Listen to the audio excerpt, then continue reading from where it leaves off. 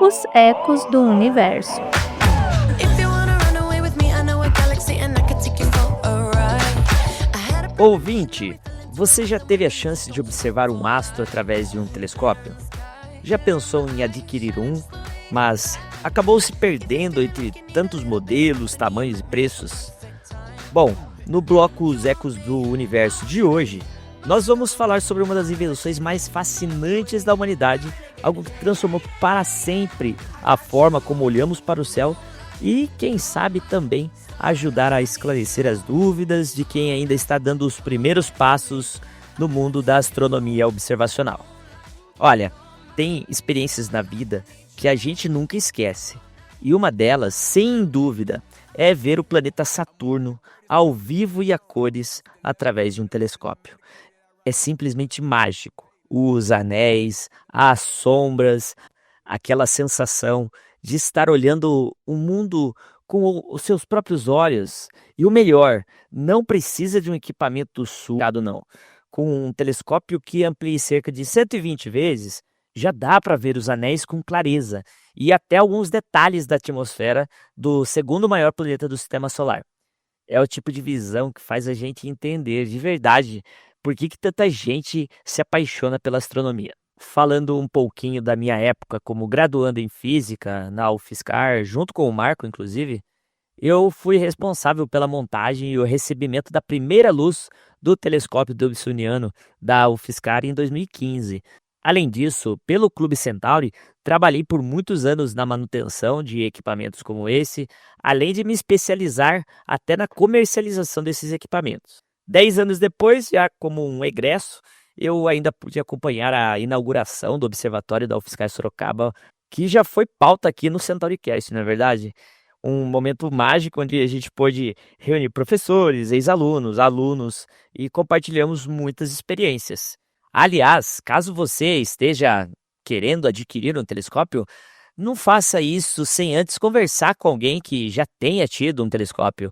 E por isso que o Clube Centauri fica totalmente à disposição para tirar dúvidas através das nossas redes sociais, e-mail ou nos eventos presenciais que a gente organiza. Ou então, vá a um observatório perto de você e converse com quem já teve essa experiência. Essa talvez seja a nossa dica zero. Não compre um telescópio sem antes falar com alguém. Mas esse equipamento que hoje encanta foi também responsável por grandes impactos na percepção humana de onde estamos no universo e de como o cosmos funciona.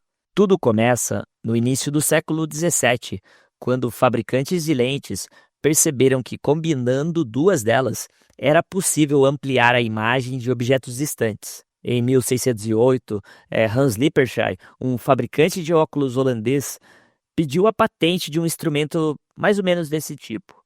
Mas foi Galileu Galilei quem realmente popularizou o telescópio. Galileu, que já foi pauta aqui do CentauriCast, não inventou o instrumento, mas aperfeiçoou o telescópio com base nas ideias ópticas dos holandeses. E teve a brilhante ideia de apontá-lo para o céu.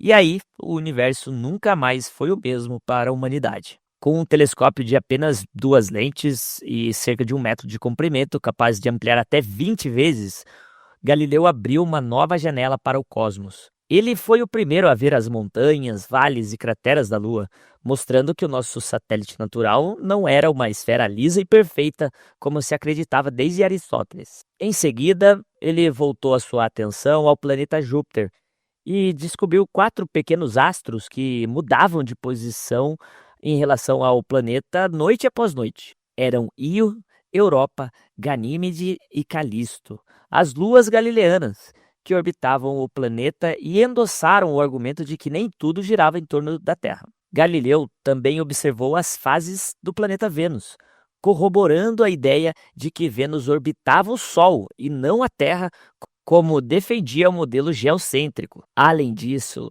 ele identificou manchas escuras na superfície do Sol, mostrando que o nosso astro-rei não era imutável, uma ideia que foi revolucionária para a época. E observando a Via Láctea, aquela faixa leitosa que cruza o céu noturno, ele percebeu que não era uma névoa difusa, mas sim uma imensidão de estrelas agrupadas que perdiam de vista. O telescópio usado por Galileu era construído com lentes e funcionava a partir do princípio físico da refração da luz para ampliar a imagem. A refração acontece quando a luz muda de direção ao passar de um meio para o outro, por exemplo, do ar para o vidro das lentes. E é justamente isso que permite ao telescópio dobrar o caminho da luz e focar os raios vindos de objetos distantes. Dentro ali do telescópio refrator, tem uma lente que fica na frente. Essa lente é chamada de objetiva. Ela recolhe essa luz e forma uma pequena imagem real do planeta dentro do telescópio. Na óptica, existem dois tipos de imagem, real e virtual. A principal diferença é que a imagem real é formada quando os raios de luz realmente se encontram em um ponto após passarem por uma lente ou espelho. Por isso, ela pode ser projetada em uma tela, porque há convergência física da luz naquele ponto. Já a imagem virtual é diferente. Nela, os raios de luz não se cruzam de verdade, eles divergem, e o olho humano interpreta essa imagem como se viessem de um ponto atrás da lente ou do espelho. Sendo uma imagem real, então, e seguindo o caminho dos raios de luz convergentes, vem a lente ocular, que é por onde você olha. Ela funciona como uma lupinha poderosa, que amplia essa imagem convergente. E é aí que a magia acontece. Um pontinho minúsculo no céu se transforma num mundo cheio de detalhes. Simplesmente genial, não é mesmo? Pouco tempo depois, ouvinte, o grande Isaac Newton apresentou uma outra revolução, o telescópio refletor, que usava espelhos em vez de lentes. E essa mudança solucionava problemas na época de distorções e aberrações cromáticas. Nos telescópios refletores, a ampliação não acontece com lentes, mas sim com espelhos. Mais precisamente com um espelho côncavo, aquele que tem uma superfície curvada para dentro. Quando a luz do astro entra no telescópio, ela incide nesse espelho côncavo e é refletida de volta, convergindo para um ponto chamado foco. E é nesse ponto que a luz se concentra e forma uma imagem também real, e que pode ser projetada. O espelho côncavo funciona como um grande coletor de luz. Quanto maior o diâmetro do espelho, mais luz ele capta e mais detalhes do cosmos se tornam visíveis. E em telescópios refletores mais modernos, tem ainda um espelho secundário plano que redireciona essa luz do foco para uma ocular melhor posicionada, onde o observador vê uma imagem ampliada e mais nítida do objeto. É assim que telescópios refletores, como os newtonianos, conseguem revelar nebulosas, galáxias e aglomerados estelares com tanta clareza. Com o passar dos séculos, os telescópios foram crescendo e se multiplicando, primeiro enormes refratores do século XIX e depois refletores gigantes do século XX que estão espalhados em cúpulas por todo o planeta. Existem também outros modelos de telescópio que são os catadióptricos. Esses telescópios têm uma combinação de lentes e espelhos. A luz entra no telescópio e é refletida por um espelho primário para um espelho secundário, passando ainda por lentes corretoras que ajustam a imagem antes de chegar até o ocular. E isso permite que a luz percorra um caminho mais longo dentro de um tubo mais compacto, tornando um telescópio pequenininho com uma grande distância focal. Esses telescópios são bastante úteis também para observar planetas, a Lua e objetos distantes, como nebulosas e galáxias.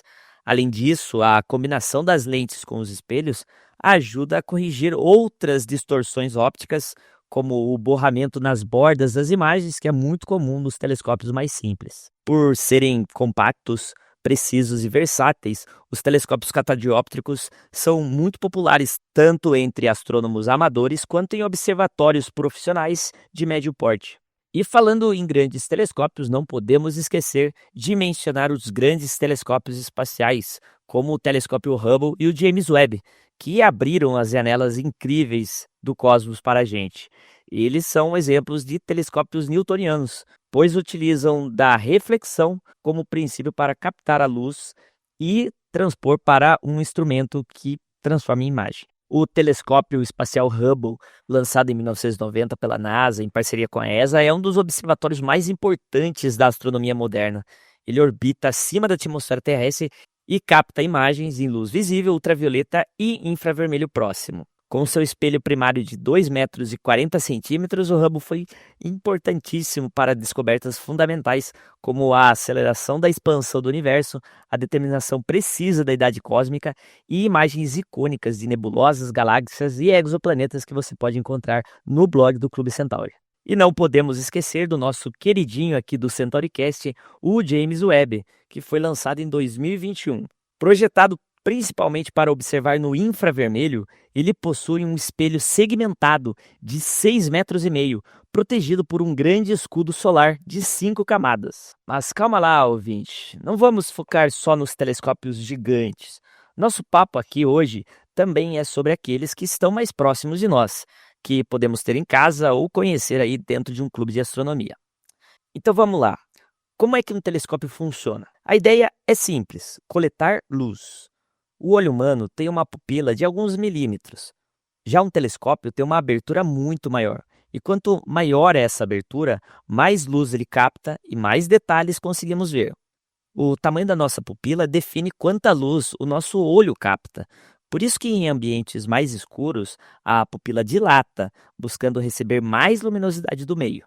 A abertura de um telescópio pode ser medida com o diâmetro da lente ou do espelho, e é um conceito primordial na escolha de um telescópio. Nós, do Clube Centauri, sugerimos sempre aberturas superiores a 70 milímetros para refratores e aberturas superiores a 114 milímetros para refletores. Menos que isso, você pode ter uma experiência um tanto quanto frustrante. Outro conceito fundamental de telescópios é a distância focal, e entender isso muda completamente a forma como escolhemos e usamos o instrumento. A distância focal é a medida entre o centro da lente ou do espelho principal e o ponto onde a luz converge para formar a imagem. É, em outras palavras, o caminho que a luz percorre dentro do telescópio até concentrar no foco. E essa distância tem um papel importante. Ela define o campo de visão e o tipo de observação que o telescópio proporciona.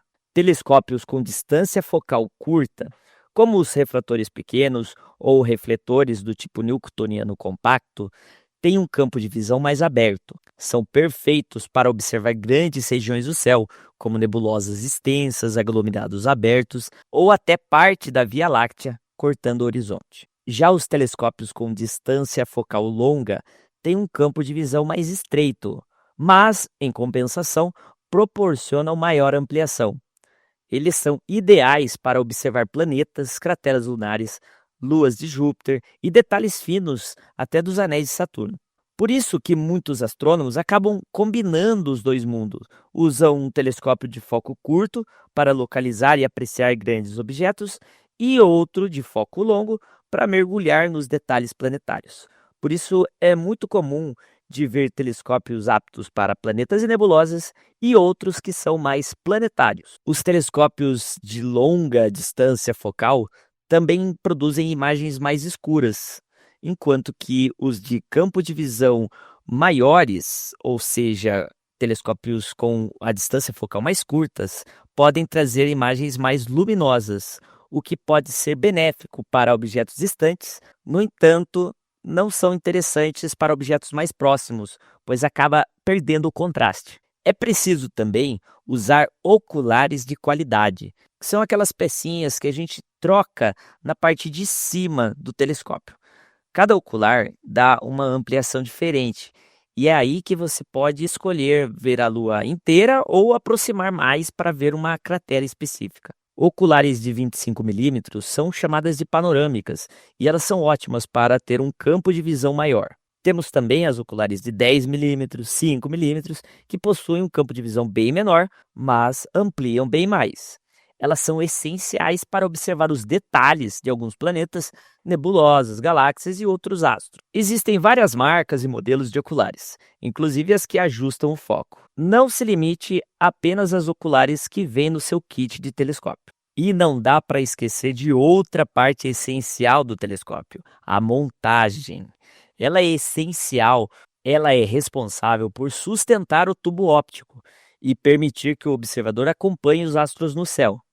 Algo fundamental, já que a rotação da Terra faz tudo se mover constantemente acima de nós. Existem 3 tipos principais de montagens: alta-azimutal, equatorial e dobsoniana. A montagem alta-azimutal é a mais simples e intuitiva. O telescópio se move para cima e para baixo, regulando a altura, e para os lados, regulando o azimuth. Ela é perfeita para iniciantes, pois o controle é direto e fácil de entender. Mas, por outro lado, acompanhar o movimento dos astros exige ajustes manuais nos dois eixos, ao mesmo tempo. Já a montagem equatorial foi projetada pensando justamente nesse problema. Ela é inclinada em relação ao eixo da Terra, permitindo que o telescópio acompanhe o movimento aparente dos astros com apenas um único ajuste, o eixo ascensão reta. É o tipo de montagem preferido para observações mais precisas e astrofotografia, pois facilita o rastreamento suave do céu noturno. E, por fim, temos a montagem dobsoniana, uma variação simples e robusta alta-azimutal. Criada pelo astrônomo amador John Dobson, ela é estável, leve e fácil de manusear, perfeita para telescópios grandes e potentes, usados em observações visuais de objetos do céu profundo, como galáxias e nebulosas. Seja alto-azimutal, equatorial ou dobsoniana, o importante é que ela esteja bem alinhada, porque no fim das contas, o segredo é fazer o céu se mover junto com você. E para quem já domina o básico e quer se aventurar em um nível mais avançado da observação astronômica, chega a hora de entender um dos conceitos mais fascinantes e matemáticos da astronomia observacional: as coordenadas celestes, um verdadeiro GPS do céu. Assim como nós usamos latitude e longitude para localizar lugares na Terra, os astrônomos utilizam sistemas de coordenadas para encontrar qualquer astro na abóbada celeste. Existem dois principais, o sistema alta-azimutal e o sistema equatorial. E se você quer saber mais sobre essas coordenadas, eu sugiro você entrar no curso do POCA, o portal de cursos aberto da UFSCar, no curso de Astronomia Observacional. Lá você vai ter todas as informações que você precisa para se aprofundar nos conceitos de coordenadas equatoriais e alta-azimutais. Voltando aos telescópios, temos muitas marcas famosas entre os astrônomos amadores. Podemos destacar aqui a Celestron, a Meade, Skywatcher e Orion como um dos modelos mais populares entre as marcas comerciais. Aqui no Brasil, a realidade é um pouco diferente. O acesso é bem limitado e os preços são mais altos e muitas vezes difícil de encontrar equipamentos de qualidade. Por isso que a nossa dica zero foi sempre buscar indicação de clubes de astronomia ou grupos especializados antes de comprar o seu. Para ser sincero, ouvinte, eu mesmo busco comprar sempre de segunda mão. Astrônomos amadores costumam cuidar bem dos seus telescópios e a venda acaba sendo mais uma possibilidade de upgrade da parte deles na busca de um telescópio maior ou melhor. E também existem os ATMs, que são os fabricantes de telescópios. E particularmente eu gosto muito do trabalho do Telescópios Matão, pertinho aí de São Carlos. Os dobsonianos construídos por eles são de excelente qualidade. Nós aqui do CentauriCast já divulgamos o trabalho deles. Tudo bem, depois de tudo isso, qual telescópio eu devo comprar? A minha primeira dica é cuidado com os telescópios vendidos em grandes lojas de departamento. Eles costumam mencionar ampliações absurdas, como 1.200 vezes de aumento, mas na prática eles entregam pouco e acabam frustrando o iniciante. Se você quer começar, um refrator de 70 milímetros já é ótimo para ver planetas e luas brilhantes. Se você quiser ir além, um refletor de 114 já permite você observar nebulosas e aglomerados. Não se preocupe em começar com algo gigante e muito caro. O mais importante é usar com frequência para você aprender e se orientar com o céu. Outra dica é que às vezes um bom binóculos 10x50 já pode ser uma grande porta de entrada para a astronomia. Ele é portátil, barato e revela muito mais do que você imagina. Como aqui no Brasil os preços variam bastante e nem sempre dá para importar com facilidade, a minha sugestão é pesquisar muito, perguntar muito e participar de grupos e fóruns de astronomia, porque ali a gente consegue conversar com pessoas mais experientes e olhar para diferentes tipos de telescópio antes mesmo de comprar. Ah, e não esqueça de que quando você for usar o seu telescópio, esteja em mãos com aplicativos como o Stellarium ou o Sky Safari que ajudam a localizar os objetos. No fim das contas, um telescópio é muito mais do que um instrumento óptico. Ele é um convite para a contemplação do cosmos, uma ponte entre nós e o universo. Quando você olha através de um telescópio e vê os anéis de Saturno ou as crateras da Lua, você não está apenas observando, você está vivendo uma experiência humana profunda. Quando pensamos na origem da astronomia, é interessante notar que muitas das descobertas foram feitas antes da invenção do telescópio. E é curioso pensar que os maiores telescópios do mundo estão nos mostrando as origens do universo, mas que aquele telescópio simples no quintal pode mudar completamente a forma como você enxerga o universo. Então fica aqui o convite: experimente observar, participe de encontros, vá a uma noite de observação e descubra a beleza de ver o universo através dos seus próprios olhos com a ajuda de um telescópio. Para quem é da comunidade UFSCar, pode participar dos eventos do observatório aí em São Carlos ou em Sorocaba. E assim fechamos mais um episódio do Ecos do Universo. Se você já teve experiência com telescópios ou se está pensando em comprar o seu primeiro, compartilha com a gente. Quem sabe a sua história não aparece aqui num próximo episódio.